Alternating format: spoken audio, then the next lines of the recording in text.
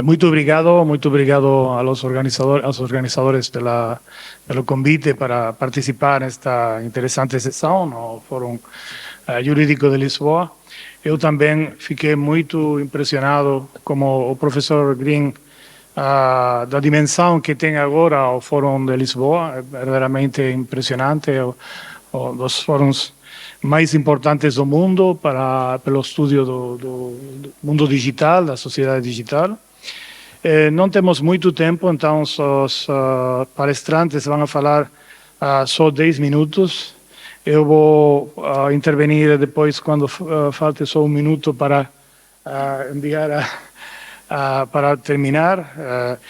O ordem não é a mesma ordem que fica no programa. Nós vamos fazer uma ordem diferente para a intervenção, pelas temáticas que vão desenvolver cada um dos palestrantes. Eu vou falar só alguns minutos para fazer a apresentação do feito Bruxelas. O feito Bruxelas. A última intervenção da última sessão não foi muito positiva pelo efeito Bruxelas. Vocês viram, é um avião que cai do céu à terra. Então eu espero que não. Espero que o efeito Bruxelas seja muito mais positivo para o mundo e muito mais positivo também para a União Europeia. É verdade que todas as coisas que na última intervenção se disseram eram certas, eram muito razonáveis. Nós temos, às vezes, na Bruxelas, muita regulação, e a regulação, às vezes, é contraditória, não favorece a segurança jurídica, mas, na verdade, é que Bruxelas está fazendo um trabalho muito importante na construção do mundo jurídico do ponto de vista da sociedade digital. Eu acho que é por isso que também outros países estão a começar a incorporar algumas das coisas que foram desenvolvidas pela Comissão Europeia, pela legislação europeia. Então, acho que é importante isso. Só para dizer que, mesmo se o título é as suas influências, as influências do efeito Bruxelas no Brasil e em Portugal, na verdade, Portugal não tem efeito Bruxelas. Não tem efeito Bruxelas porque é aplicação direta. O direito europeu deve ser aplicado diretamente em Portugal. Então, podemos falar de influências no Brasil, isso é verdade, mas não influências a Portugal, porque Portugal é parte da União Europeia. Isso quer dizer que Portugal é parte da decisão da configuração do efeito Bruxelas, é uma parte muito importante, porque Portugal tem sempre uma intervenção, os juristas portugueses, uma intervenção muito importante na União Europeia. Então, uma parte importante da configuração do efeito Bruxelas que depois vai ser um efeito sobre outros países do mundo, mas não sobre Portugal, porque Portugal é parte da União Europeia e o direito europeu é diretamente aplicável.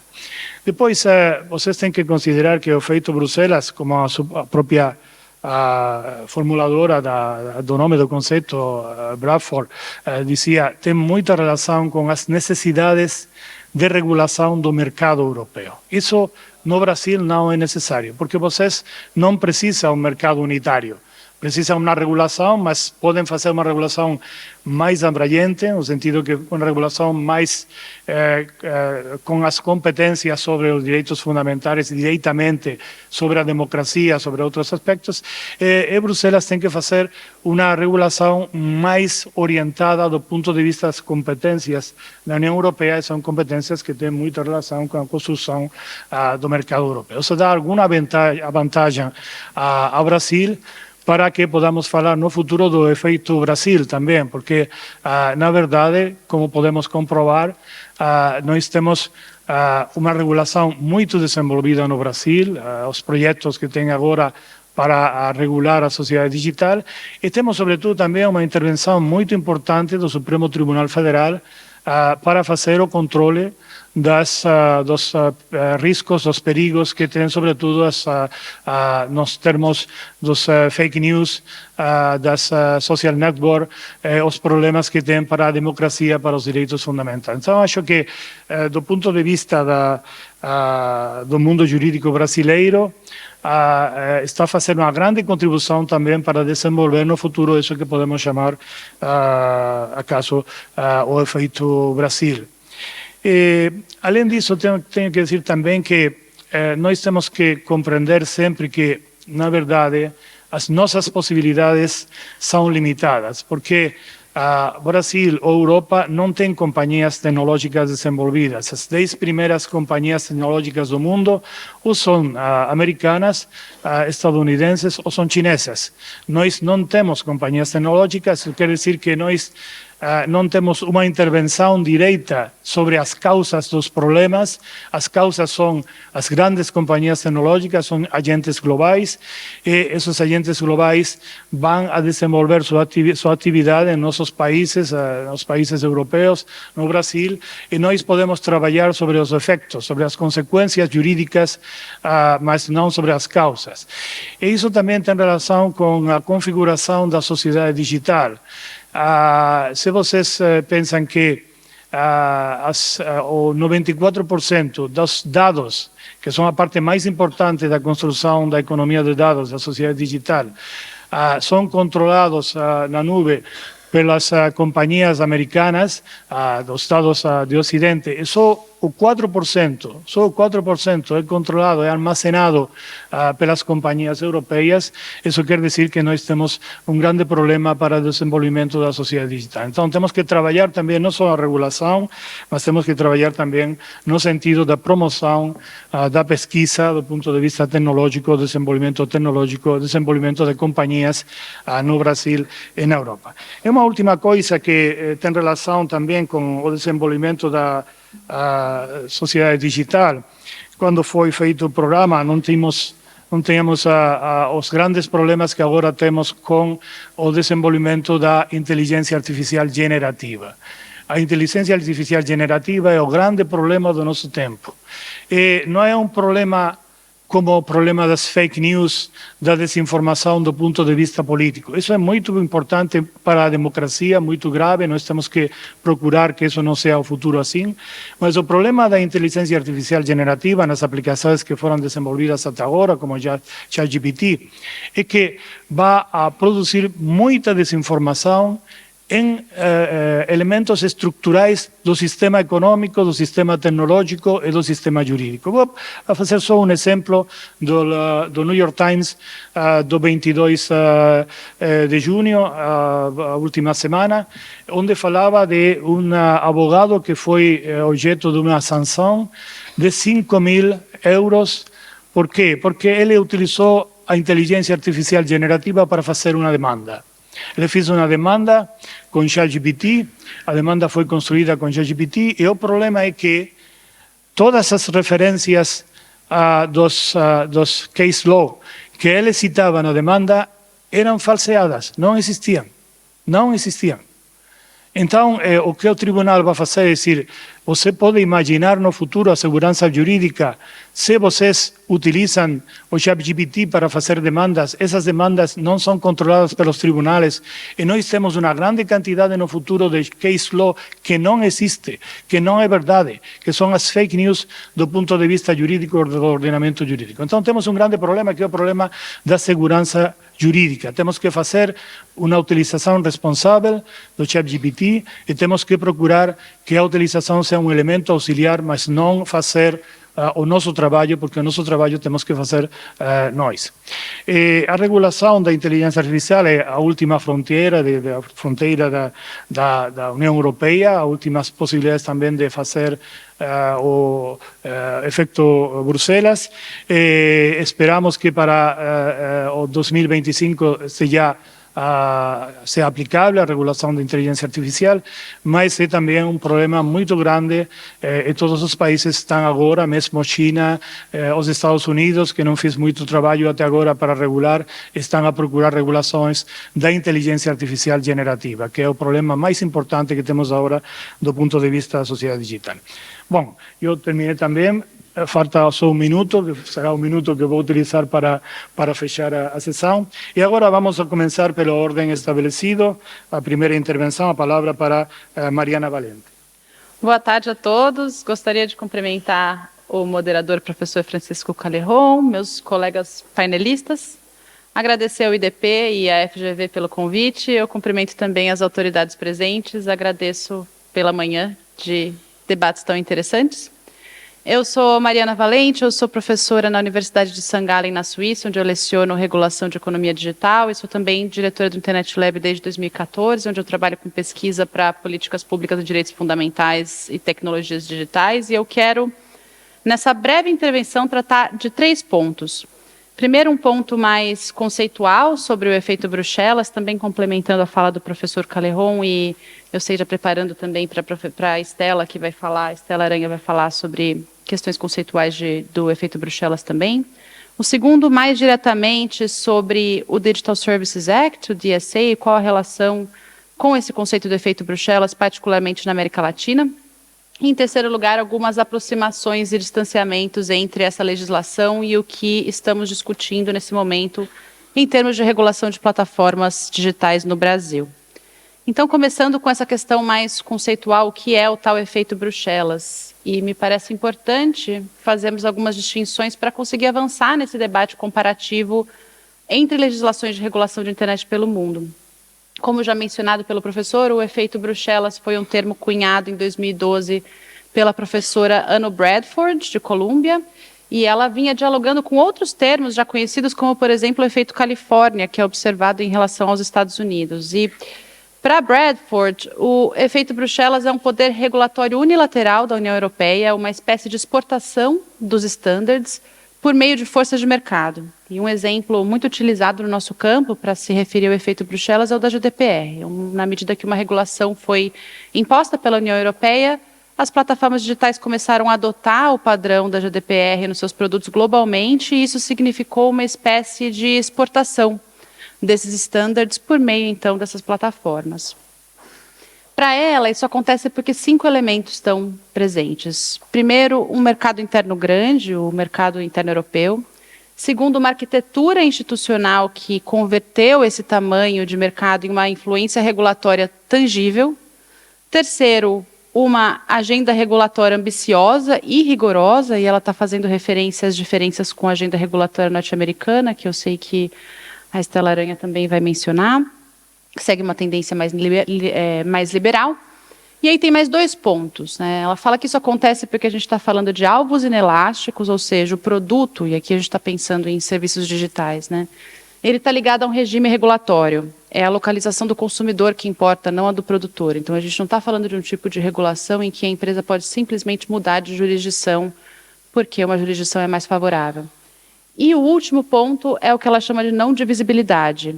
Os benefícios de adotar um standard global para uma empresa são maiores do que o que essa empresa teria em adotar estándares diferentes para se aproveitar de jurisdições com regulações menos rigorosas. Então, quando a gente olha, por exemplo, para o caso da GDPR, o efeito Bruxelas teria acontecido justamente porque foi mais vantajoso para as empresas adotar os padrões do que aplicar diferentes padrões em vários lugares do mundo, e teve também a questão particular ali na GDPR dela se aplicar a cidadãos europeus em qualquer lugar do mundo, de exigir padrões semelhantes de proteção para compartilhamento internacional dos dados, o que acrescenta algumas camadas no caso da GDPR.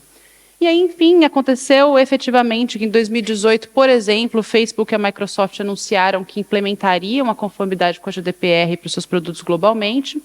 E o efeito Bruxelas que ocorre aí é o que ela chama de um race to the top, em vez de um race to the bottom, né? Esse regime mais restritivo, que coloca mais obrigações, que acaba sendo o padrão, ao contrário do que acontece em outros mercados que apresentam outras características.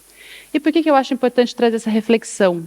Claro que ninguém é dono de conceito nenhum, a gente pode usar efeito Bruxelas de outras formas, esse conceito não precisa ser o conceito obrigatório, mas me parece que a gente frequentemente mistura algumas coisas diferentes, ambas existentes, no debate. Então, de um lado, a gente está falando dessa conceituação do efeito Bruxelas, que é essa adoção global de estándares incorporadas em produtos por meio do setor privado, e apesar da gente falar muito do efeito Bruxelas, o professor também mencionou que existem outros efeitos, né? O próprio efeito Califórnia, quem trabalha com o tema de direito autoral sabe que, por exemplo, o padrão do Digital Millennium Copyright Act, o DMCA, acaba sendo incorporado em produtos no mundo todo. No Brasil, a gente consegue submeter um notice com base no DMCA para um vídeo no YouTube, por exemplo, para derrubar um vídeo, né? Então, isso não é uma coisa que acontece só com Bruxelas, é uma característica específica das regulações da Europa, que está sendo descrita com esse conceito, mas esse tipo de influência incorporada em produtos e em mercado acontece com outros mercados fortes, né? Tem um ótimo livro, o livro da Jennifer Urban e do Joe Caragani, de 2017, com muita pesquisa empírica sobre essa exportação de padrões no campo de direito autoral. Então, isso é uma coisa. E outra coisa que eu acho que frequentemente é chamada de uma forma um pouco confusa de efeito Bruxelas é a influência legislativa. E essas coisas podem estar relacionadas, mas são diferentes, e me parece importante diferenciar para a gente conseguir avançar nesse debate com um terreno mais limpo. E com influência legislativa eu quero dizer um país tomando, por exemplo, legislações de outros, adotando essas legislações em diferentes medidas, mas esse fenômeno, evidentemente, não é novidade, faz parte da história do desenvolvimento do direito há séculos, tem sido impactado pela globalização de mercados, é claro, mas influência legislativa é um outro processo relacionado. E claro que tem uma análise crítica para se fazer quanto a isso, também da perspectiva do poder, mas também, como aqui já foi mencionado, o Brasil tem uma tradição de inovar no campo de regulação da tecnologia, influenciar outros países, outras regiões, como sempre disse também minha colega Clara Iglesias Keller, que trata muito desse tema da tradição na regulação de tecnologia dentro do Brasil, né, que já foi inaugurada há mais de 10 anos atrás. Eu vou partir, então, para o segundo ponto da minha fala, que é o DSA e a regulação de conteúdo. Situando, então, esse debate do efeito Bruxelas na regulação de conteúdo, que é uma das coisas principais previstas no Digital Services Act, que é um dos objetos dessa mesa. O DSA ele é uma regulação extensiva da União Europeia, que foi aprovada recentemente, criando regras, tendo em vista principalmente preocupações com a disseminação de conteúdo ilegal, além de algumas outras questões. Ele não muda o regime de responsabilidade que foi estabelecido há mais de 20 anos pela Diretiva de Comércio Eletrônico, mas estabelece novas regras quanto a conteúdo ilegal e desinformativo que é amplificado por essas plataformas. Por exemplo, essa obrigação de avaliação de risco sistêmico nos casos de disseminação de conteúdo ilegal, de efeitos negativos sobre direitos fundamentais, sobre processos eleitorais, sobre violência de gênero ou saúde mental. E a literatura tem discutido se vai acontecer esse tal efeito Bruxelas, no primeiro conceito que eu estava me referindo, em relação a outros países, como, por exemplo, o Brasil. A própria Anne Bradford entende que existe um efeito Bruxelas em curso quando a gente fala de regulação de discurso de ódio, desinformação, por causa dos acordos, dos códigos de conduta voluntários que começaram a ser estabelecidos entre a União Europeia e as plataformas de internet, que estariam começando a adotar algumas questões em suas políticas que começaram a se tornar políticas globais. Alguns autores brasileiros, inclusive, como Lucas Conceição, vêm escrevendo sobre como isso é problemático quando a gente está falando de regulação de conteúdo, porque outras regiões têm outras necessidades, ele foca bastante na tradição autoritária existente na América Latina, no intervencionismo externo, que faz parte da história da América Latina, e como isso coloca desafios específicos, são diferentes de desafios de outros lugares do mundo. Mas eu queria colocar uma hipótese, no entanto, me parece que é o tempo que vai dizer, e a gente vai precisar de mais pesquisa sobre isso, de que o DSA e a regulação de conteúdo como um todo talvez não sejam incorporadas ao design globalmente, como foi o caso com a GDPR, por causa desse critério da não divisibilidade, né, que a Bradford coloca. E o que eu quero dizer é, evidentemente, algum impacto vai existir, mas possivelmente não vai ser vantajoso para as plataformas digitais adotar o mesmo grau de controle de conteúdo no mundo inteiro que elas vão ter que adotar, por exemplo, na Europa, né? Por exemplo, a gente viu que quando a Alemanha regulou plataformas por meio da NetzDG, aqueles padrões standards mais rigorosos não foram automaticamente exportados para outras regiões, porque é mais caro, porque mexe no modelo de negócio das plataformas. Então, me parece que possivelmente não vai acontecer isso dessa forma tão automática. Pelo contrário, o que a gente vem vendo são os mesmos padrões globais que as plataformas têm, então pode haver uma mudança de políticas, por exemplo, sendo implementados de maneira muito desigual nos diferentes países do mundo, e normalmente isso tem a ver com o tamanho dos mercados e com a capacidade institucional de resposta. Então, sobre isso tem muita pesquisa, né? Por exemplo, a diferença nas respostas das plataformas digitais à insurreição nos Estados Unidos e ao 8 de janeiro no Brasil, Ou um exemplo ainda mais drástico, o caso do genocídio em Myanmar em 2018, que foi muito ligado à desinformação e ódio nas redes sociais. As regras globais valiam para Myanmar, mas não foram aplicadas lá porque não havia moderadores de conteúdo suficientes. Então a gente vê realmente uma aplicação diferente das regras pelo mundo.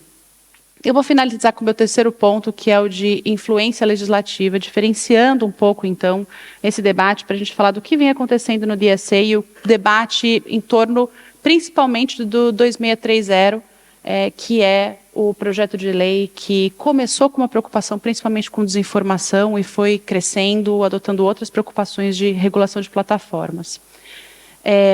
E a pergunta invisível me parece ser, nesse processo está acontecendo uma influência legislativa do debate europeu e isso é desejável? E eu vou contribuir com poucos pontos e finalizar. A primeira é que existe em torno do 2630 uma discussão em torno de obrigações procedimentais para lidar com moderação de conteúdo e olhando para a história desse projeto, para como ele começou a se desenvolver desde 2020, me parece que isso surge de uma maneira bastante endógena no debate, como uma resposta às propostas iniciais que mudavam drasticamente regimes de responsabilidade para lidar com desinformação, que foram vistas com desconfiança pela sociedade brasileira por motivos que eu já citei aqui.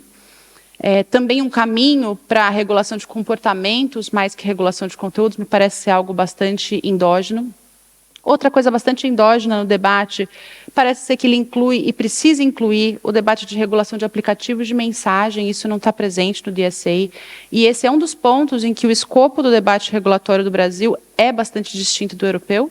Isso tem a ver com a experiência brasileira de desinformação nas redes sociais, que apesar de acontecer de forma multissituada, relacionando muitas redes sociais, distribuída, tem nos aplicativos de mensageria um locus privilegiado. O debate brasileiro também incorporou outros pontos, como regulação de comportamento inautêntico, a gente está falando aqui principalmente de robôs, mudança de regime de responsabilidade especificamente para conteúdo pago, publicidade e impulsionamento. Então, são coisas que estão no debate que não estão no debate fora. Mais recentemente, houve a incorporação no debate de alguns dos conceitos e instituições presentes no DSA como risco sistêmico, e a incorporação desses conceitos e instituições me parece que é boa ou ruim na medida em que eles atendem ou não aos nossos problemas contextuais, né? Dialogam com o nosso ordenamento jurídico também e fazem sentido ou não, levando em conta as nossas estruturas institucionais. Por exemplo, tem muitos pontos do DSA que só fazem sentido diante de autoridades reguladoras independentes fortes, que foram pensadas nesse contexto europeu, né? Então, acho que a questão que fica é de que autoridade precisamos no Brasil, pensando a nossa estrutura federativa, as instituições que existem, a capacidade orçamentária institucional, e a gente sabe que esse debate ainda está descoberto. E, para fechar, eu penso que o elemento da influência legislativa é trazido frequentemente de uma forma retórica, o que acaba encobertando as questões que precisam ser mesmo debatidas, né? Ele é usado retoricamente, muitas vezes, pelos dois lados opostos do debate. Então, me parece evidente que uma importação acrítica de legislação estrangeira não faz sentido, mas a pergunta que a gente tem que fazer é, então, o que faz sentido no lugar. Obrigada pela atenção.